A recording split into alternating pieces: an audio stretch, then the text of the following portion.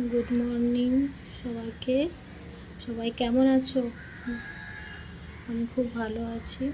তো সকালে ঘুম থেকে উঠে ছেলেকে স্কুল পাঠালাম, স্কুল পাঠিয়ে তারপরে একটু চান করলাম। চান টান করে একটু ফ্রেশ হয়ে যাচ্ছে। ওই কিছু না, একটু টোনার লাগালাম, মশলাটা একটু ক্রিম লাগিয়ে নিচ্ছি, নাহলে বড্ড খসখসে করে, কেমন হয়ে থাকে মুখটা।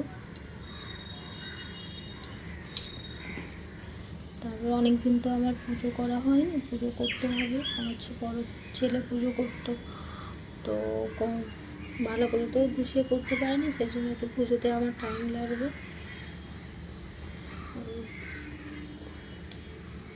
চুলের কি স্টাইল দিচ্ছে বাবা, খুব ফ্রেশ লাগছিল। একটু টিফিন বানাচ্ছি, একটু আলু মটরের তরকারি। এর মধ্যে পেঁয়াজ দিয়েছি, রসুন দিয়েছি, আদা দিয়েছি, তখন দেখাতে পারিনি, সেই জন্য সব কিছু দিয়ে টমেটো দিয়েছি। এই যে ঘুগনি করব, জিরা ফোড়ন দিলাম, দিয়ে ওই মশলাটাকে দিয়ে দেবো, দিয়ে একটু হলুদ লঙ্কা গুঁড়ো, হলুদ গুঁড়ো আর জিরে গুঁড়ো ওর সঙ্গে মশলাতেই দিয়ে দিয়েছিলাম। তো একসঙ্গে একটু মশলা ওটা করে নিয়ে মটর আলু দিয়ে দেবো।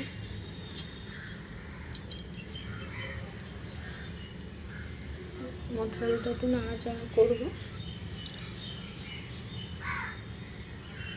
যেখানে ভয়েস দিচ্ছি, কলিকাতাতে এত কাকগুলো মানে আওয়াজ করে, বুঝতে পারবে হয়তো ভয়েসে আসছে কা কা কা কা করে। মটর দিয়ে দিলাম, মটর দিয়ে আর একটু নাড়াচাড়া করে কষিয়ে নেবো। এবার আমাদের বাড়িতে কী হয়, আমাদের কষানো খায় না, আমাদের একটু জল দিতে হয়, একটু ঝোল ঝোল থাকবে পছন্দ করে। নামিয়ে নিলাম। সকালের এটাই আজকে টিফিন বানালাম, রুটি ছিল, তো রুটি আর ঘুগনি। পুজোটা বলছি, টিফিনটা করেই পুজো করেছি। পুজো করতে গপুকে অনেকদিন নিয়ে আনি। আমার গপুটা দেখতে কত সুন্দর। সেরকমভাবে কিছু করতে পারি না, দুটো ছেলের সংসার নিয়ে একা হাতে সব কিছু, তো অনেক কিছু করতে পারি না। তো ভগবান যবে টাইম দেবে হয়তো সব কিছু করবো, যেমন পারি। গপুর সেবা যত্ন করি। একদিন জানো তো, এই গপু আমার হচ্ছে খুব কষ্টের দিনে আমার কাছে এসেছিল। কষ্ট হয়, বেশি কিছু করতে পারি না, কিন্তু কিছু করার নেই। একা হাতে একজন যদি থাকতো, তো আমার শাশুড়ি মা তো আমার দেশের বাড়িতে থাকে, সেই জন্যে আমি তো কলকাতাতে ভাড়া বাড়িতেই থাকি। আমাকে নিজে হাতে সব কিছু করতে হয়।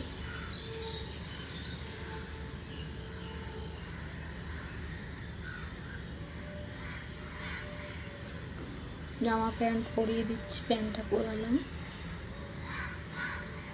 এই জামাটা আমার মা এসেছিল, এই এক সপ্তাহ হবে নতুন জামা নিয়ে এসছে কিনা।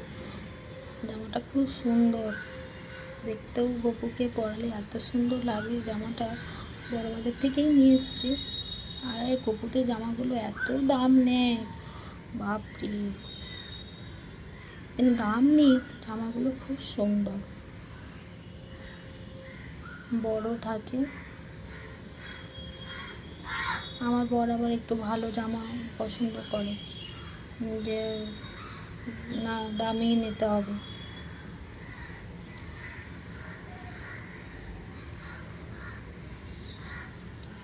মাঝে মাঝে ক্যামেরার দিকে দেখছি যে ভিডিওটা হচ্ছে, মানে রেকর্ডিংটা হচ্ছে না, কিছুই জানি না আমি ফোনে। জাস্ট আমার খুব শখ যে কিছু করব, কিন্তু সংসারের চাপে, অনেক কিছু চাপে, সেই জন্য আরও হয়ে ওঠে না। চেষ্টা করছি যাতে ব্লগগুলো, এই মিনি ব্লগগুলো রোজ দিতে পারি। তোমরা সবাই একটু পাশে থাকবে। আয়না দর্শন করে দিলাম, গপু নিজে তো দেখবে না কি কেমন লাগছে নিজেকে। গপুর পায়ে একটু তুলসী পাতা আর ফুল দিচ্ছি।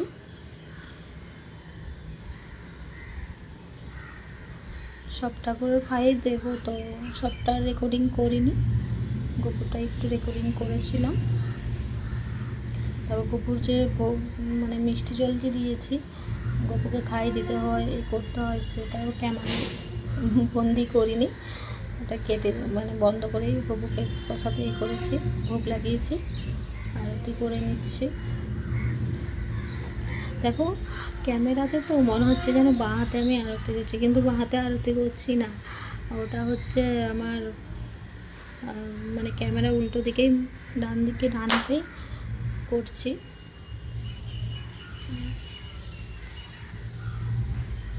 শাকটা 3বার বাজাতে।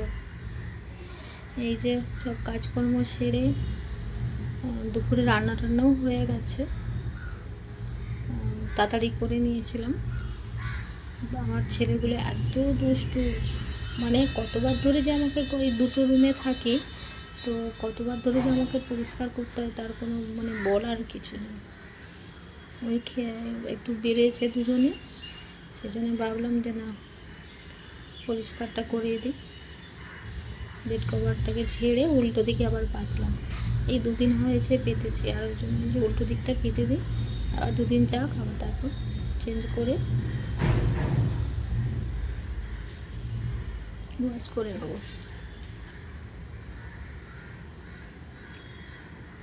টান টান করে বেড কভারটা পাতলে খুব ভালো লাগে দেখতে।